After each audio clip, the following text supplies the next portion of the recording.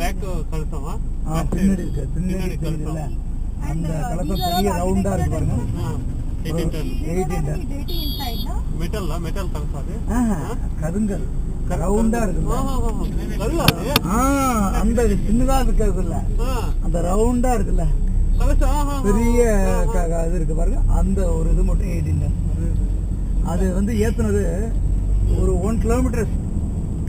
அதனால அது என்னது, இந்த பரணை அமைச்சு ஏத்துனாங்க.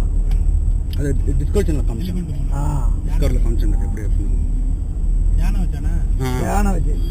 சரி நம்மால இப்போ வெயிட் பண்றாப்ல. இப்போ madam, Thanjavur district, Thanjavur town near only one farmer waiting. Where? Tanjore town?